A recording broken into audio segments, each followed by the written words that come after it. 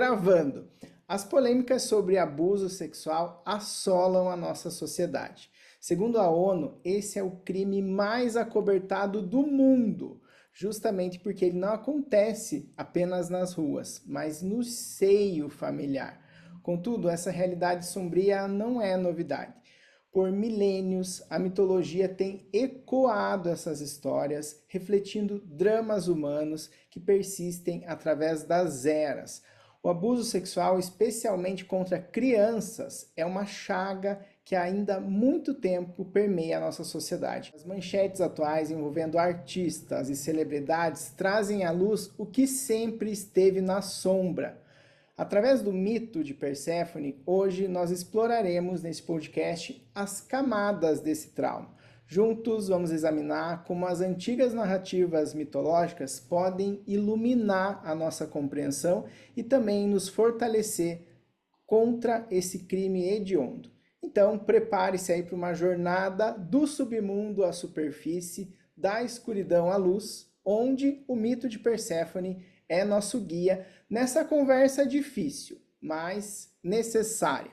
E essa conversa eu tenho com a psicóloga Cris Recco, psicóloga junguiana há mais de 35 anos, supervisora clínica, com especialização em psicologia analítica, pós-graduação em psicologia das religiões orientais e ocidentais, pós-graduação em terapia de casal e família e autora de diversas obras como o Baralho da Escrita Terapêutica, Caderno de Autoestima e também coautora em livros sobre imaginação ativa, autoconhecimento e reflexões sobre Jung e o contexto da clínica.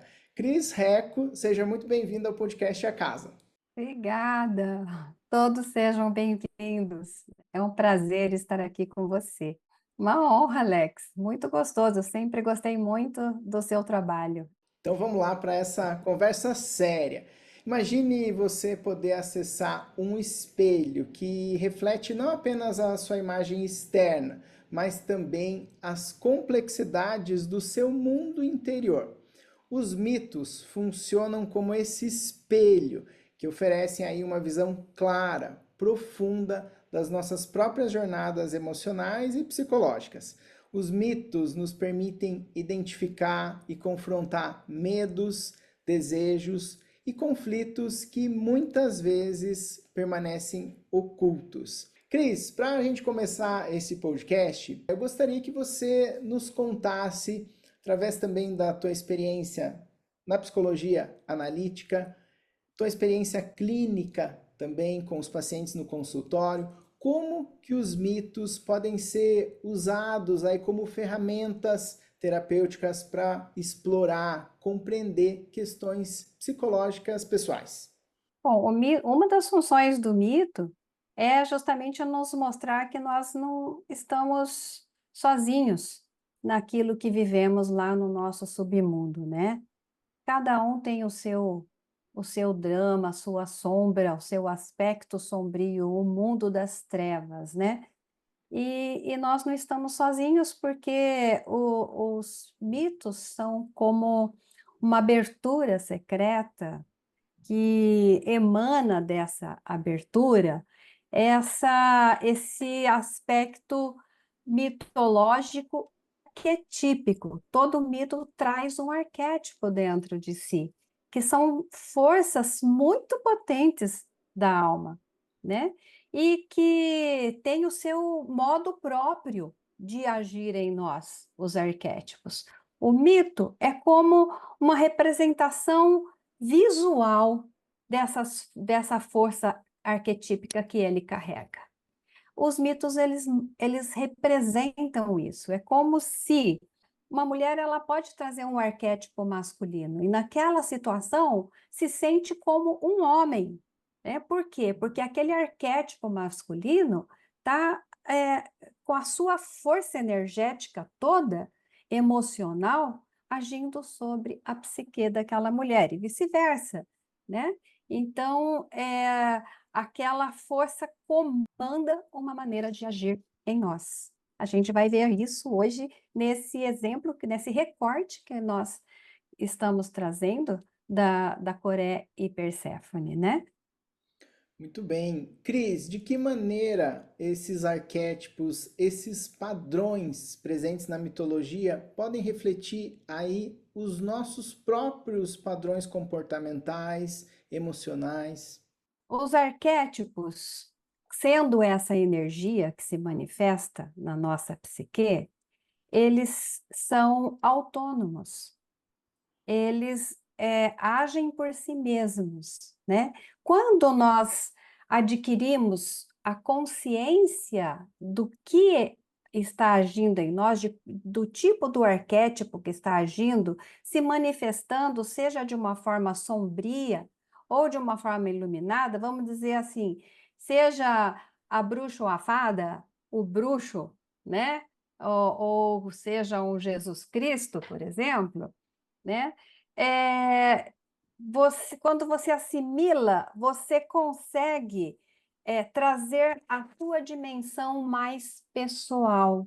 Mas quando você não assimilou, não compreendeu, não sacou, não tem consciência da manifestação desse arquétipo, e aí você acaba se identificando com ele e sentindo-se aquela dimensão arquetípica que se está agindo em nós, né? Na sua potência. Entrando um pouquinho no mito de Perséfone, eu Hum. queria, Cris, que você nos contasse o mito. Resumidamente, o mito é grande, mas que você nos contasse um pouquinho sobre esse mito que nós vamos trabalhar hoje aí, iluminando alguns aspectos na ótica da psicologia analítica.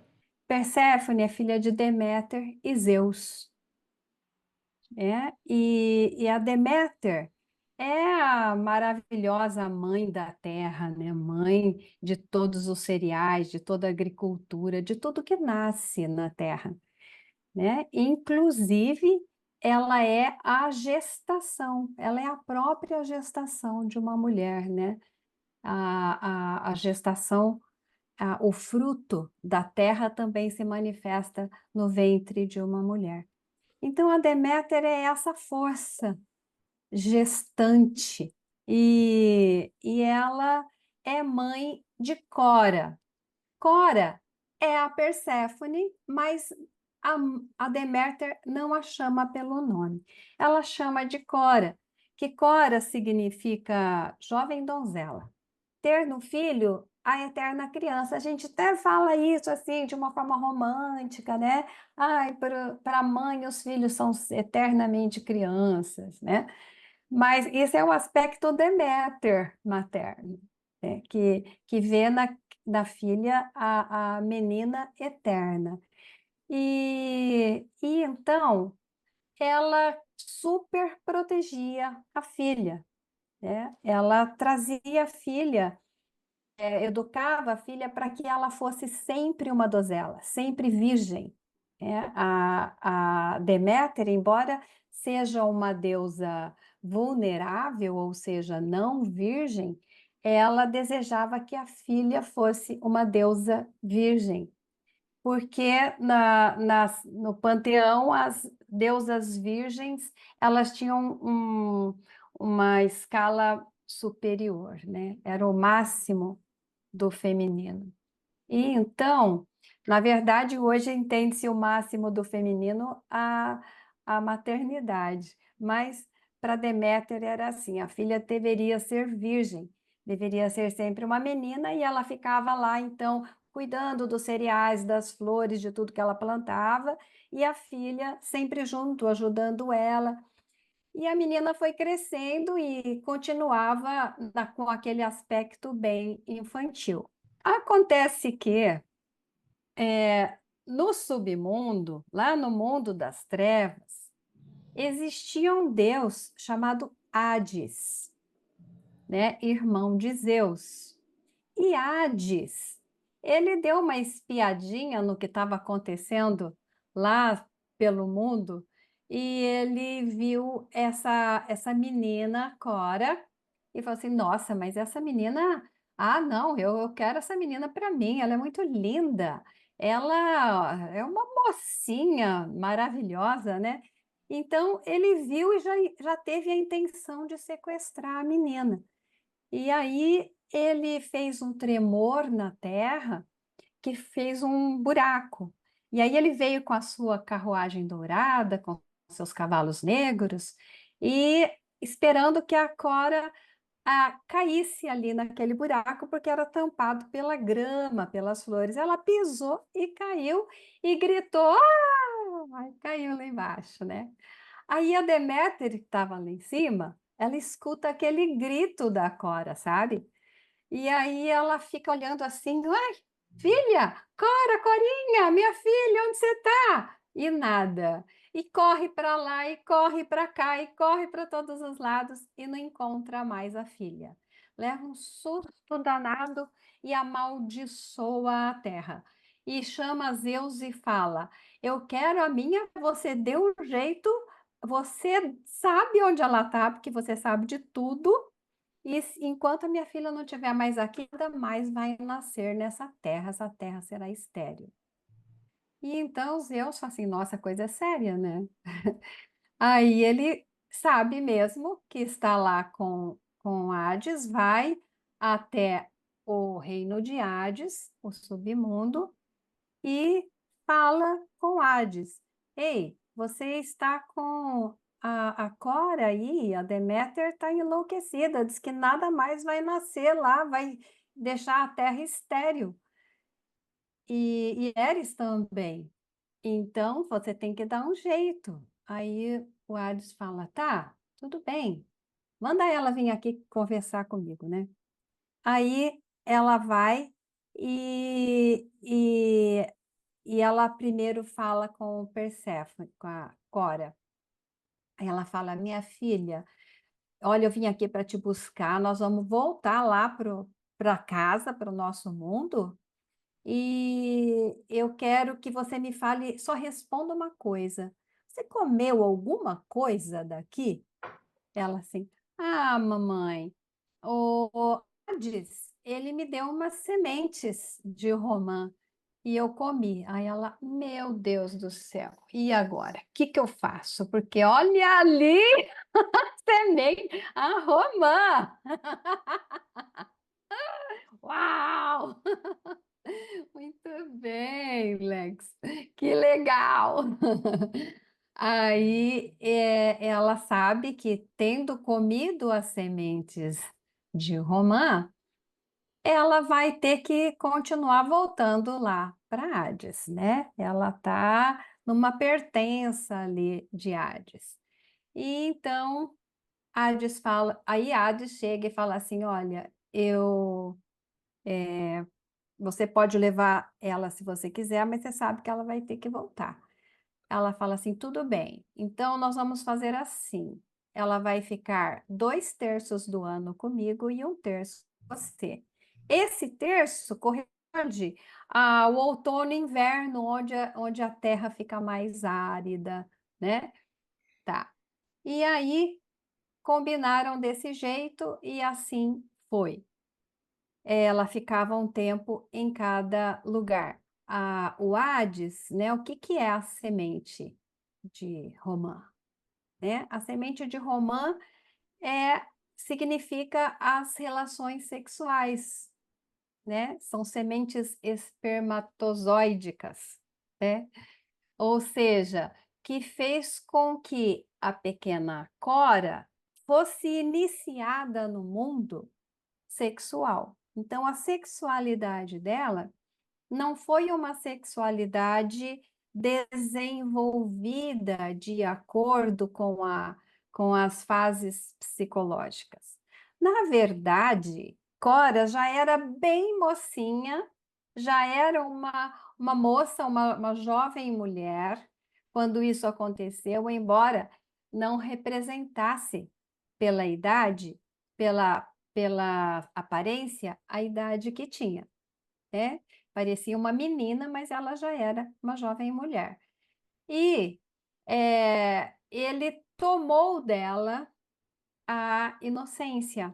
Ela não teve uma escolha. Acontece que a Cora fala assim para Deméter: Olha, mas ele não é tão mal assim, porque pelo menos aqui eu vou ser deusa rainha de alguma coisa.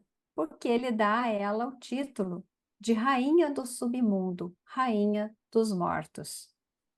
E então aquilo passa a ser um orgulho para ela. Ela, pelo menos, ela passa a ter alguma coisa. Ela é alguma coisa, porque antes ela era só a jovem, a jovenzinha que não tinha direito nem ao nome, né? Ali ela passou a ser, e nisso ele não chamava ela de jovenzinha, chamava ela de mulher, e então o nome dela passou a ser chamada, né, pelo próprio nome, que é Perséfone. Então, Perséfone é uma mulher jovem, maravilhosa, né, mas uma mulher psicologicamente infantil. Ela é muito linda, muito sensual, muito feminina, né? Conversa muito bem com as pessoas, mas sexualmente ela é infantil, psicologicamente ela é infantil, né? E porque assim foi criada. A eterna menina permanecia sendo, mesmo como Perséfone, nessa primeira fase de Perséfone, né? Os mitos nos abrem aí possibilidades infinitas para estar refletindo sobre eles e falando um pouquinho sobre o mito da Coré que se transforma em Perséfone. O Hades vem, rapta essa Coré, leva ela para o submundo e muitas vezes esse ato não é percebido, às vezes é romantizado, mas na verdade ele é uma violência. Deméter, a mãe da Perséfone, ali sofre com isso. E esse rapto da Perséfone, ele simboliza também, não é, Cris, essa transição até violenta da infância para a vida adulta. Nesse sentido, a pergunta que eu tenho para você é como que o mito de Perséfone e Coré simboliza essa transição da infância para a maturidade? Bom, dentro do mito de Coré para Perséfone, veja, ela foi violentada pelo Hades, né? Então, essa transição, ela passa de uma maneira dependente. Essa menina se torna dependente do outro, e ela já era dependente da mãe, ela foi criada para ser dependente, né? Então, essa transição carrega essa dependência. Essa dependência também carrega uma submissão. A Coré submissa de Deméter, a Perséfone submissa a Hades, né? Então, ela está presa ali, né? Ela vai cumprindo as etapas de menina a mulher até a sua ascensão, mas a submissão é a última etapa que ela consegue romper. E por isso depois ela ascende como mulher. Então a ascensão dela, a volta dela, representa, né, quando ela deixa o mundo das trevas, porque já não é mais tão trevas, né? Quando ela vai assimilando as sombras e se conhecendo, ela começa a ter escolhas na vida, né? Ela vai passando por etapas para atingir essa esse lado adulto dela, esse lado mulher adulta dela, né? Mas por muitas etapas ela ainda permanece dependente desse Hades. Não por amor, né? Mas porque ela foi criada para ser uma menina. E isso é uma coisa muito importante, né? Porque todas as deusas, a maioria delas, elas são mães, mas Deméter, ela tem uma característica muito própria, que é essa dessa mãe super protetora e que não prepara os filhos para os riscos da vida, porque ela acha que ela vai dar conta de tudo, né? Tem que pedir tudo para ela que vai comandar tudo, ela tem uma autoridade. O Hades, ele a violenta porque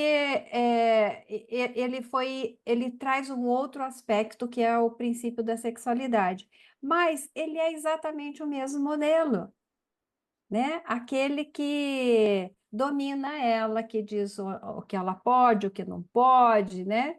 Ele é muito sedutor e, e ela mantém-se no mesmo aspecto de uma autoridade comandando a vida dela, até que ela consegue mais tarde romper com isso e apenas dizer. Só que ela tem filhos com Hades, né?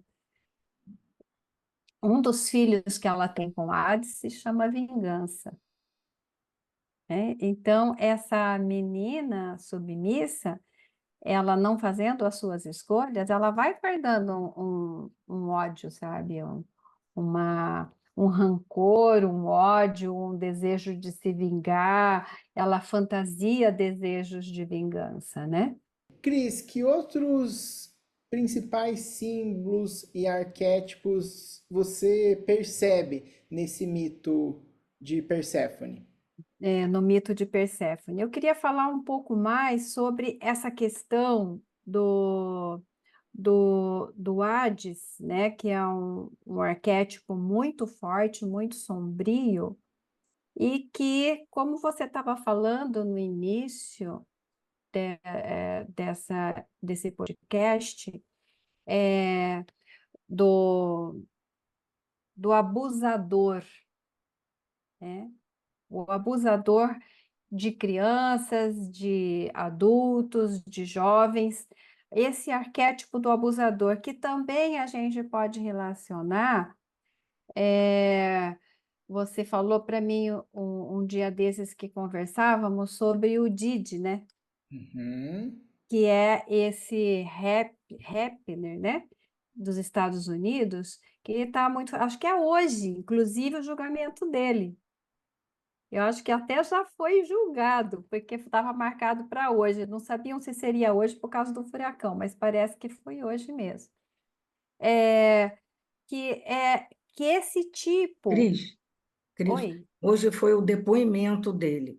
A gente depois tem Ah, que ver o que que ele ia fazer, porque eles estavam dizendo que era possível que ele tentasse um acordo fazendo delação premiada. A gente não sabe se isso aconteceu. sim, Então, é. hoje foi só o depoimento dele.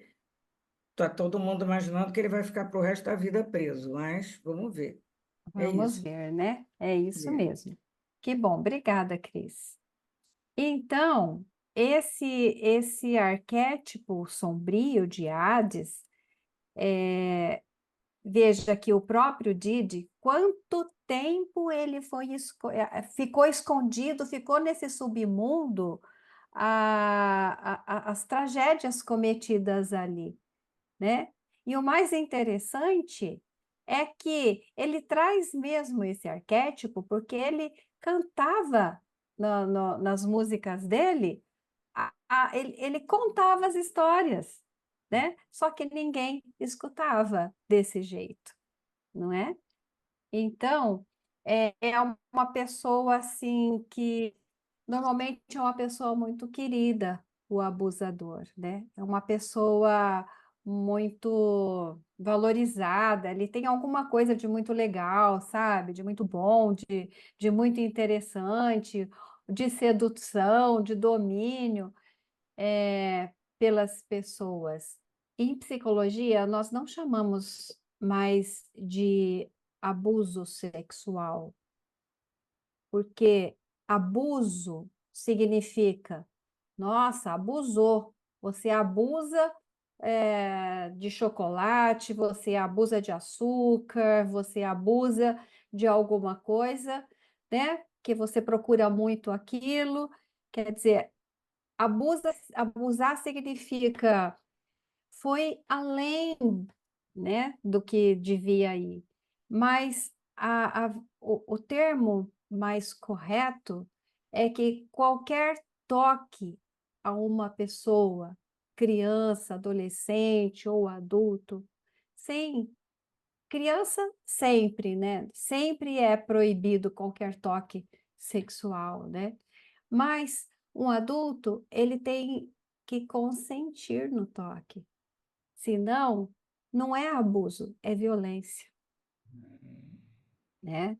Então, nós chamamos de violência sexual, também chamamos de ofensa sexual, né? O termo ofensa sexual, ele entra porque a Cora no arquétipo da vítima, a criança, né, molestada, estuprada, né, é, aliciada sexualmente, ela sempre carrega consigo a personalidade vitimada. Então, as histórias que ela conta, no final você percebe que ela é a vítima. Ela está sempre contando que ela é a vítima. O agressor está sempre contando que ele é agressor, né? Então, são arquétipos assim que as pessoas mostram através dos arquétipos o que estão fazendo, mas as pessoas pouco enxergam. Às vezes nem acreditam. Às vezes a esposa está sendo violentada e ela não acredita, ela custa muito. No consultório a gente vê, você tem que falar às vezes para uma mulher, isso é violência que você está sofrendo. E ela, não, mas às vezes ele é tão bonzinho. Mas se eu estou falando de mulher, tem que falar de homem também, né? Homens também são violentados desde a infância, jovens, adultos, também são violentados, né? Então, é mais comum a gente falar da violência contra a menina, contra a mulher, mas também os homens. E todos carregam essa sensação assim de que não vai dar certo na vida, né? De autodesprezo, de baixa autoestima, de muita insegurança, né? Muita dor, né? E essa dor, ela precisa ser curada, porque essa toda dor, tudo que é sofrimento, traz também um talento, né? A dor, num processo criativo, se transforma num talento fantástico, né? As pessoas que mais sofreram são as pessoas que mais brilharam também, né? Então, acho que são esses arquétipos, Cris, Lex. nesse rapto da Perséfone é uma ruptura muito traumática mesmo da infância. E a Perséfone É, aprende com os mortos. Ela está no Hades, ela está no exato. inferno. Eu queria que você comentasse da tua experiência clínica, o que vem a ser esse Hades? O que é esse estado psicológico? Como que as vítimas de abuso enfrentam estar nesse local? Muito boa essa pergunta, hein? Lá no Hades, lá na Coreia, lá na Perséfone, né? Mas a gente vai trazer essa Perséfone para dentro da gente, né? O Hades é esse lugar tenebroso das nossas sombras, esse lugar que nós conhecemos emocionalmente, algumas vezes conhecemos conscientemente, mas somos afetados pelo inconsciente, porque o inconsciente é essa massa emocional, né? Essa massa emocional que nos acomete, que de repente tranca a garganta, dá uma angústia aqui no peito, um frio na barriga, um tremor no joelho, uma dor de cabeça, uma fraqueza, um desmaio, né? E esse é o submundo tenebroso, né? Esse lugar das nossas sombras, dos nossos sofrimentos. É, no meu consultório, eu sempre atendi esse tema, sempre tive, né, os meus mortos, porque são falas de a pessoa que começa a falar, ela, ela tem que passar sabe, por um portal, conseguir atravessar um portal dentro dela para começar a falar das suas dores. né, dos seus sofrimentos sexuais. E ela tem que ser imbuída de muita confiança naquela pessoa que está ali ouvindo, se sentir muito acolhida, muito atendida, muito à vontade mesmo, muito bem cuidada, né? Cuidado. E as pessoas que eu atendi estão assim vivendo como mortos, porque quando a gente carrega um segredo na vida, a gente não consegue falar daquele segredo, e aquele segredo é a nossa maior dor vivida, aquilo nos deixa mortos, aquilo nos deixa fora da vida, como se a gente fosse assim em paralelo com a vida, né? Nenhum lugar é tão bom que não seja ruim, que não esteja doendo, né? Então a pessoa mais muitas vezes assiste a vida, tem dificuldade de participar da vida. A criança tem dificuldade de participar das brincadeiras, de é, o outro amiguinho que não sofreu essa mesma dor é tão espontâneo, é tão alegre, é ingênuo, é feliz, e essa criança já perdeu a sua inocência, né? Tá ali no, se sente culpado de alguma coisa, sabe? Então, esses são os mortos, né? As pessoas que carregam os seus segredos e que sentem a dor da morte estando vivos, né? As depressões muito grandes, que podem se transformar também em doenças mentais, né? Então, Jung, ele trazia isso como um aspecto muito importante, né? Que o que mais prejudica uma alma são os segredos velados. E esse tema é um tema de segredo velado, né? A mãe, quando percebe, nem sempre ela tem coragem de acreditar no que ela está percebendo, o pai, né? Porque esse, é, esse Hades, seja um homem ou uma mulher, né? É como se é sempre uma pessoa muito próxima. É um Isso. avô, é uma avó, é um tio, é uma tia, é um pai, é, é uma vizinha, um vizinho, um amigo da família, amiga da família. É alguém, é um professor, é um dentista, é um médico, médica, né? É alguém muito próximo que destrói, que abafa a luz da vida de uma pessoa, né? Então, esse Hades é esse lugar de segredo, de sofrimento, de dor, de solidão, né? Então, ela foi falando com os mortos dentro dela, né? Ela foi falando com os personagens, é como um processo terapêutico, né? Quem está aqui, que faz terapia, sabe que é isso.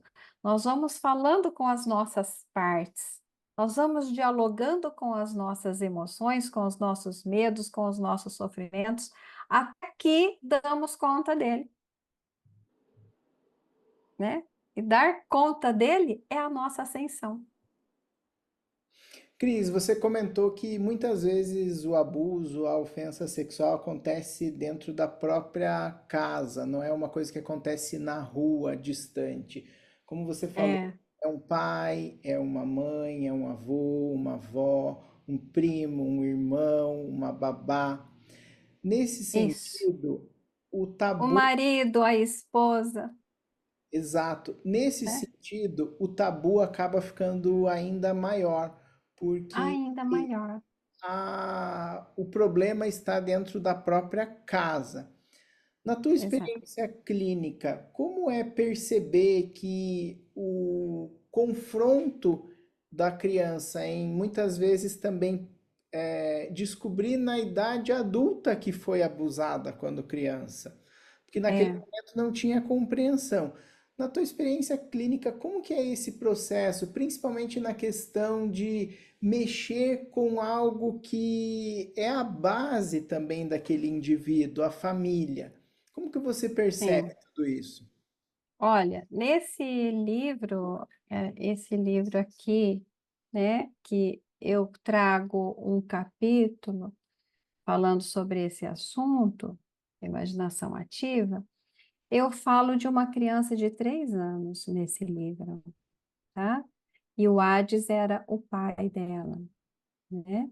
Então, eu conto essa história aqui no livro, uma história real, autorizada pela família, foi uma história de justiça, foi, né, a pessoa é, foi preso, depois ficou incondicional, fugiu para os Estados Unidos e mora lá até hoje, e que nunca volte, né?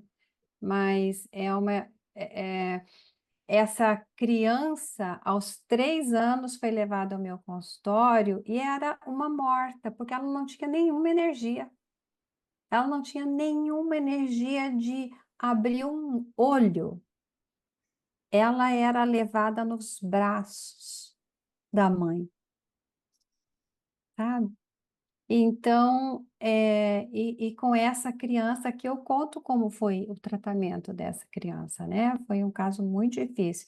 Mas o mais comum é essa criancinha de 3, de 5, de 7 anos chegar com 15, com 20, com 40, com 60, né? Essa criancinha chegar bem depois lá no consultório.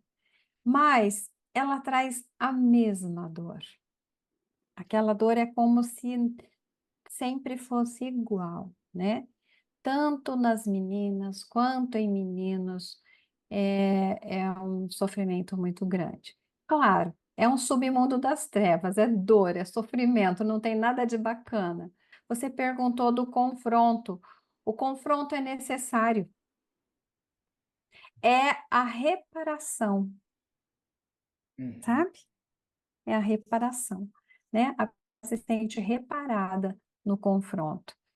E esse confronto, ele acho que é uma das partes mais difíceis, porque mesmo quando a família tem consciência da história, da situação, na hora do confronto, você não mexe nisso, já faz tanto tempo, já passou, às vezes a pessoa até já morreu.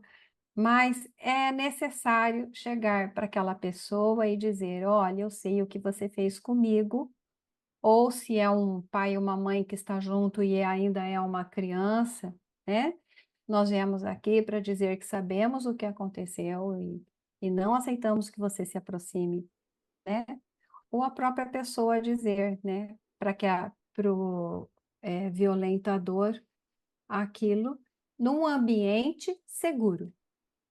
Sempre, tem que ser num ambiente seguro. Então, não dá para ir sozinha ou sozinho lá e fazer esse confronto. Tem que ser num ambiente seguro, tem que ser com pessoas que realmente estão dando apoio, cuidando.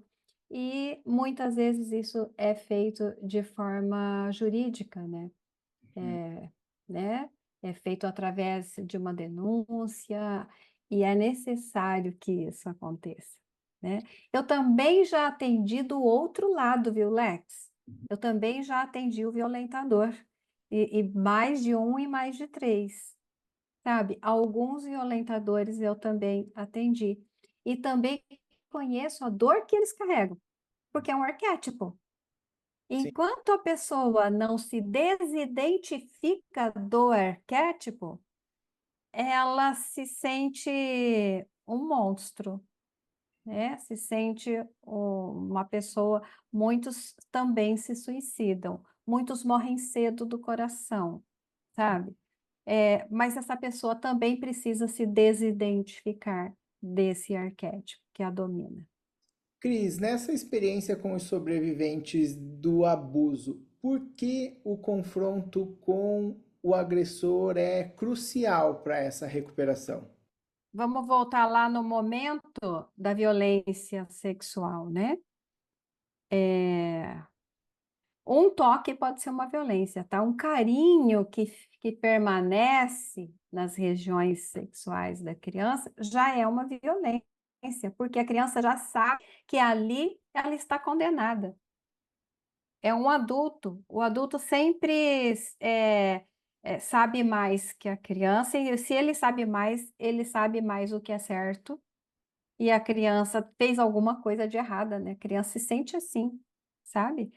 E então, naquele momento, a criança se sente condenada e se condena, e se condena. Então, é aquela criança que faz tudo para agradar as pessoas, aquela criança que não consegue escolher nada. Ah, não sei, o que você quiser tá bom. Ah, escolhe aí, qualquer coisa tá certo, né? A criança não tem autonomia, não desenvolve autonomia. Essa autonomia está lá com o agressor. Ele carregou a autonomia dela. Uhum. Quando ela chega para o agressor e fala: Olha, eu sei o que você fez, eu me lembro o que você fez, né? Você é um pedófilo e eu quero dizer que hoje eu estou livre de você. Eu estou devolvendo você para você. Você vai ficar com toda a sua impureza. Eu não quero nem lembrança tua na minha vida, né? Então, quando ela consegue verbalizar alguma coisa nesse sentido, aquilo que ela sente, que a gente trabalha no consultório, que ela sente que ela gostaria de falar, sabe? Né? Então, e fala, aquele momento, ela recebe a autonomia. Aquele momento é o primeiro momento que ela começa a se respeitar, né? Que ela sente pertença ao mundo. Ela ascende desse lugar, né? Ela já não é mais um segredo, Perfeito. né? Porque o segredo ela pode guardar para todos, mas se não fala para ele, camarada, você fez isso comigo e hoje eu estou te devolvendo a tua culpa, eu não vou ficar com ela, né? Então, nesse momento, ela pega a autonomia dela de volta. Cris, e como que a busca, você percebe que a busca pela justiça, no mérito legal mesmo, judicial, pode ser também uma ferramenta de cura? Então, Lex, muitas vezes nada disso é possível. Ou às vezes o agressor, ele é um agressor em série, né? Ele é um agressor em série, a gente vê muito isso, né? Esse Didi, por exemplo, é um agressor em série, né? Então, um mais um, sabe aquela coisa de que juntos somos mais fortes? Né? Para uma pessoa fazer um confronto, ela é imbuída de uma coragem imensa.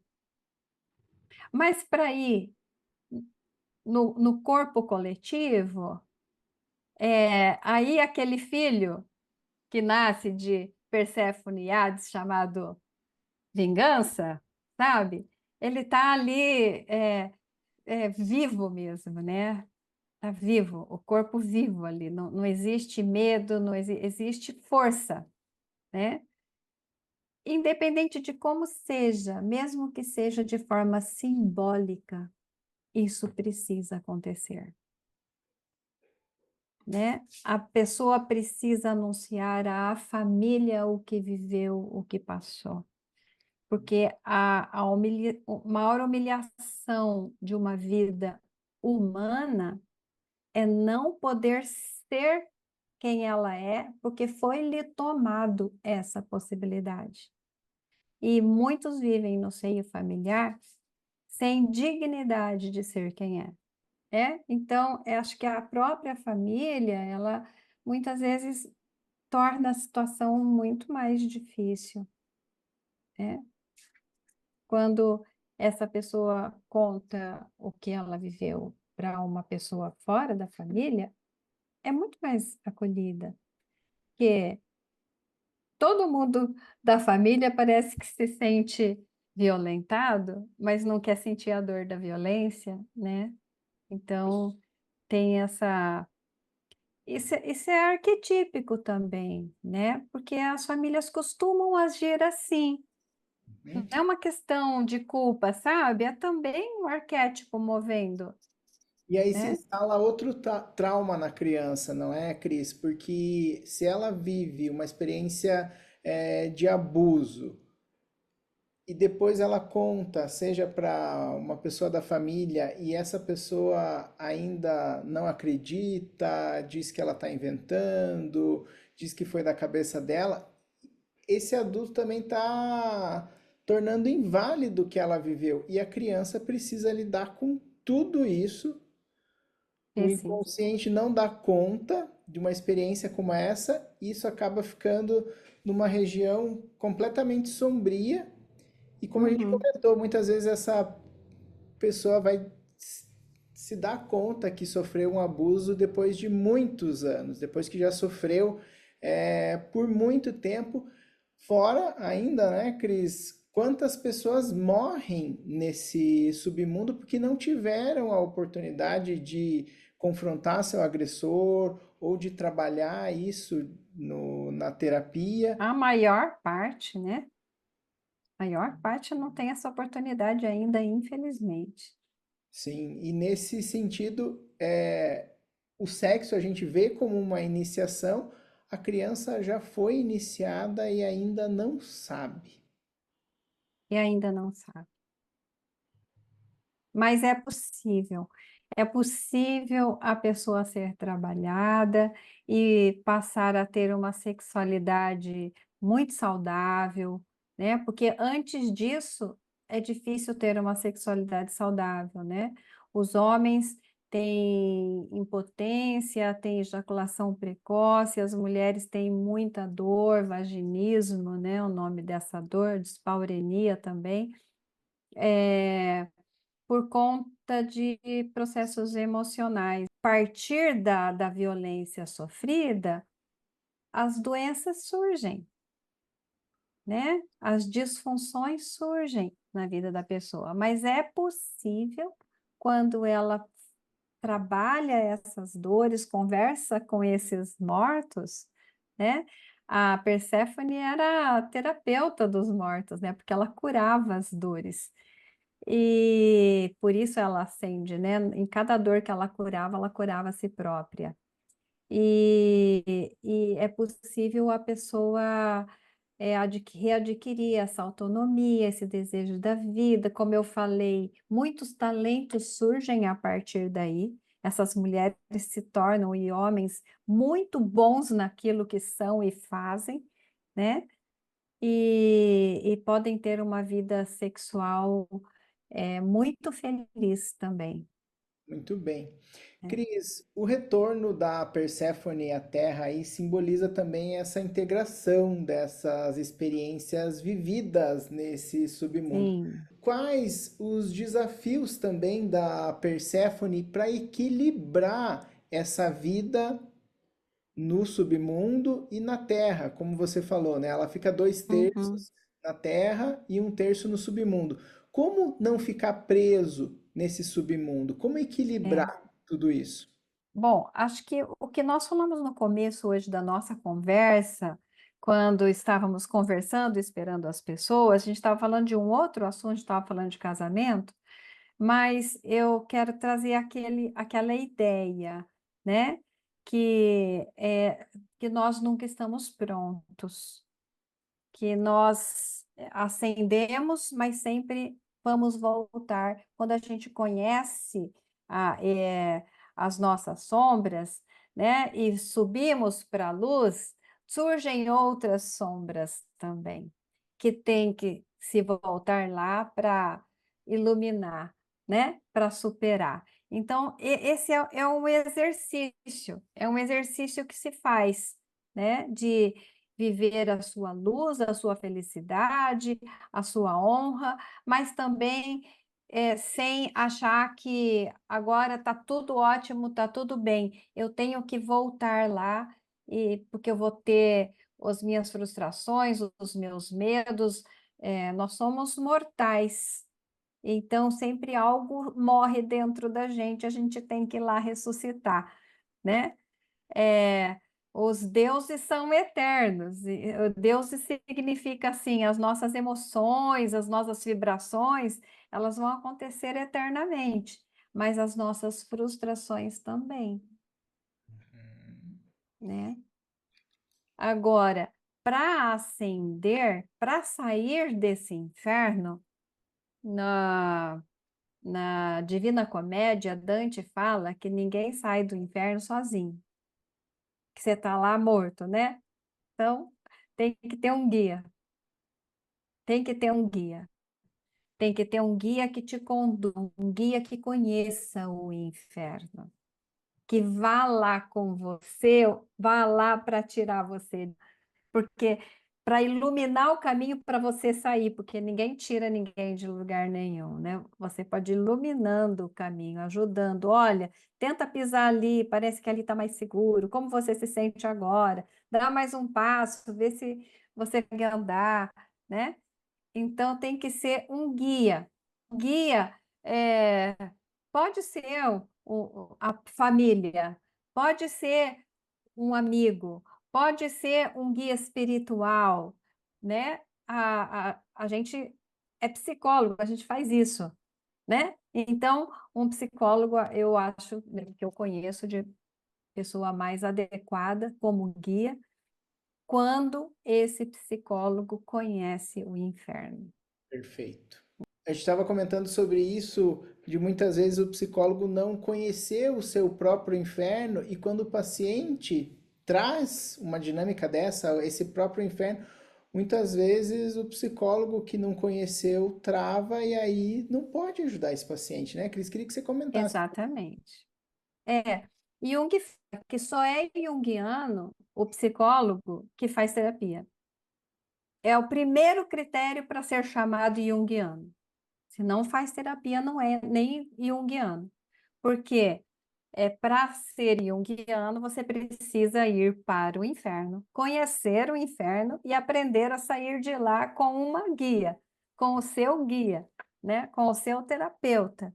E aí sim você está preparado para voltar para tirar outros de lá, né? Então, não tem como ser um terapeuta junguiano sem ter alguém que o conduza para os lugares ainda obscuros da sua alma.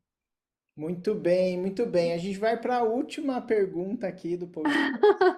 Acho que fica gravada, que vai ao ar no YouTube. Lembrando que quem está assistindo no YouTube, que temos as gravações aqui ao vivo no Zoom, e quem participa ao vivo das gravações pode enviar também a sua pergunta. Então, Cris, ainda não acabou. Para quem participa ao vivo, vai poder enviar sua pergunta e você também vai poder aqui compartilhar. Cris, como o psicólogo pode ser um guia no labirinto da mente e oferecer aí suporte para quem deseja desbravar esses próprios caminhos do inconsciente? Alex, olha, o Não psicólogo. escutei toda a pergunta. Você poderia repetir, por Só um favor? minutinho, eu tô com a minha. Eu falei Lex, e eu tô Acontece, com a minha acontece. Lex. Lex, é. Então, o psicólogo, ele precisa querer ajudar a pessoa. Em primeiro lugar, ele precisa querer ajudar a pessoa. Ele precisa ter vontade, ele precisa ter intimidade com essa coisa chamada psicologia. A psicologia tem que ser a casa dele, né? Ele está lá, vivendo aquilo. Ele precisa ter experiência, ter uma boa base, saber toda a teoria, mas isso não vai bastar. Ele vai precisar ter prática, né? Ele vai precisar acreditar que pode ajudar o outro. Não é assim, eu sei que eu posso porque eu estudei e eu sei como faz. Não, ele precisa acreditar aqui dentro no coração que ele vai permanecer ali junto, sabe? Então, ser um guia, estar junto com o outro, acolhendo o outro em todas as fases, porque paciente tem fase que é muito legal, tem fase que é terrível, terrível. É um mercúrio que você tem que dar conta de estar ali segurando ele, né? Para não desfacelar todo, sabe? Né, quando tá para desfacelar, muitas vezes é quando o paciente quer sair correndo, né? Porque fica com medo um momento antes de ver a luz, porque na Bíblia está escrito assim, que Deus nos deu a luz, mas nós preferimos as trevas, porque quando botam uma luz assim, a primeira coisa que a gente faz é pôr a mão na frente dos olhos ou pôr um óculos escuro, né? Então a gente prefere ficar lá cozinhando a nossa dor, encontrando um lugar ali confortável, né? Embora dolorido, mas ter essa consciência que muitas vezes a pessoa, ela, quanto mais deseja, maior é o medo também, né? E ela vai perdendo esse medo na medida que não tem pressa, que ela tem direito de viver o submundo no tempo dela. Umas pessoas atravessam assim esse submundo em alguns meses ou em poucos anos, outros levam décadas, sabe? E é o tempo dela, né? Tá confortável? Você deu um passinho agora? Tá preparada para dar um outro? Tá confortável falar sobre isso de novo? Vamos falar, né?